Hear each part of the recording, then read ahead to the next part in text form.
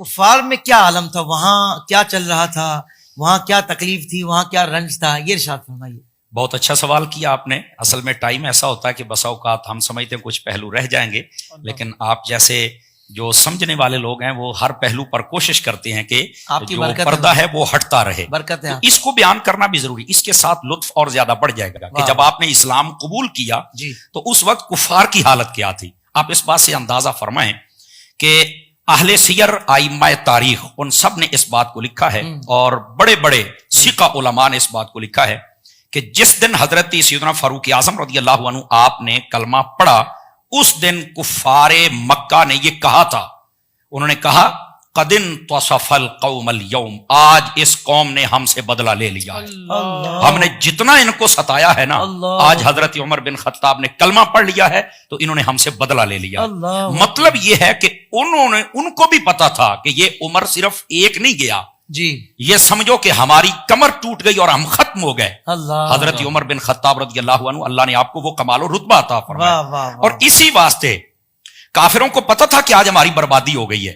اس لیے حافظ صاحب یہ بات بڑی قابل غور ہے، حضرت شاہ صاحب میں آپ کی توجہ چاہ لیتا ہوں۔ لفظ عمر جو ہے نا، اس کا معنی ہوتا ہے آبادی۔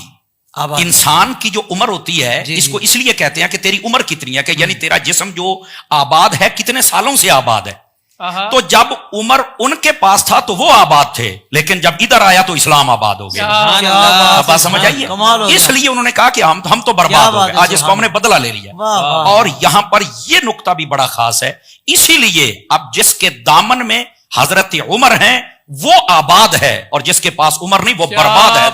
سبحان اللہ، سبحان اللہ۔ یہ حضرت عمر بن خطاب رضی اللہ عنہ آپ کی خاصیت ہے۔ تو کفار پر یہ گزر رہی تھی، بلکہ یہاں تک نہیں، صحابہ کرام کافر ساری باتیں تو نہیں بیان کریں گے کہ آج ہمارے ساتھ کیا ہو گیا ہے، یہ تو صحابہ کرام علیہم رضوان نے بھی بیان کیا۔ انہوں نے کہا کانا اسلام عمر فتح، فرمایا حضرت اسلام نے جب حضرت عمر نے اسلام قبول کیا تو فرمایا کہ وہ ہمارا فتح کا دن تھا۔ فرمایا وہجرتہ نصرہ، فرمایا کہ جس دن آپ نے ہجرت فرمائی اس دن اسلام کی مدد ہوئی جیسے ہونی تھی، چونکہ مولا علی فرماتے ہیں سب نے ہجرت کی چھپ کر، میں جانتا ہوں سب کے سامنے کس نے ہجرت کی، فرمایا اس کا نام عمر ہے۔ یہ خود مولا علی بیان کرتے ہیں، اور مولا علی کہتے ہیں ایسے ہی نہیں، آپ نے 7 مرتبہ طواف کیا مکے کا، 7 مرتبہ، اور اس کے بعد آپ نے نوافل ادا کیے، اور پھر جو کفار وہاں پہ تھے آپ ان کے پاس گئے، آپ نے فرمایا کہ جس نے یہ اپنے بچے یتیم کروانے ہیں، اپنی بیویوں کو بیوہ کرنا ہے، ذرا باہر نکلا، عمر ہجرت کر کے جا رہا ہے۔ تو فرمایا کہ یہ اسلام کی مدد ہوگی کہ آج کے بعد ان کی طرف آنکھ اٹھا کے کوئی نہ دیکھے، اور فرمایا کہ وا امامتہ رحمہ، ان کی جو امامت تھی وہ ہمارے لیے رحمت تھی۔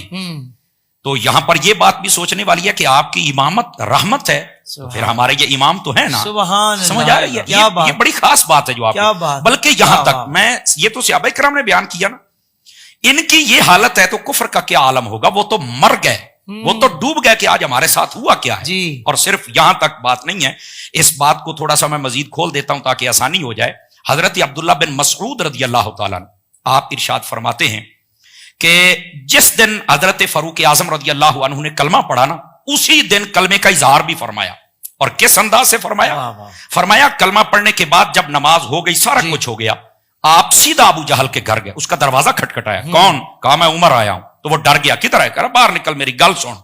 تو وہ جب دروازہ کھولا تو وہ ڈر گیا، کہ کیا ہوا ہے؟ کہا میں نے کلمہ پڑھ لیا، تجھے صرف ایک بات بتانے آیا ہوں کہ آج کے بعد اگر تم نے میرے محبوب کو کوئی تکلیف دی، وہ تو کہتے ہیں کہ میں رحمت للعالمین ہوں، لیکن میں تمہارے پرخچے اڑا کے رکھ دوں گا، میرے اس غضب سے تم نہیں بچ سکو۔ تو یہاں سے یہ بات بھی سوچنی چاہیے ناظرین کو کہ اگر کوئی بندہ کہے کہ میں نے سب کچھ معاف کر دیا، میں کسی کو کچھ نہیں کہوں گا، تو اس کو اتنا تنگ نہیں کرنا چاہیے کہ پھر اس کے متعلقین اٹھ کر تمہیں روکنے کے لیے مجبور ہو جائیں گے۔ بڑی خاص بات ہے، تو اس بات کو سمجھیے۔ حضرت فاروق اعظم کو نہیں پتا تھا کہ میں نے یہ کام نہیں کرنا، آپ گئے اس لیے تھے کہ اگر وہ کہتے اس کا مطلب یہ نہیں ہے کہ تم اپنے منہ ہی نہ بند کرو، اپنے منہوں کو بند کر کے رکھو۔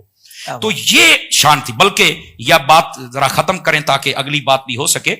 عبداللہ بن مسعود کہتے ہیں ما نستطيع ان نصلي بالبيت، ہمارے اندر یہ طاقت ہی نہیں تھی کہ ہم خانہ کعبے میں نماز پڑھیں، پر فرمایا کہ جب حضرت عمر نے اسلام قبول کر لیا، فرمایا جلسنا حول الکعبۃ وطفنا، فرمایا ہم کعبے کے ارد گرد بڑے شان و شوکت سے بیٹھتے تھے، کھل کر ہم طواف کرتے تھے۔ کیوں؟ فرمایا حضرت عمر نے کلمہ جو پڑھ لیا۔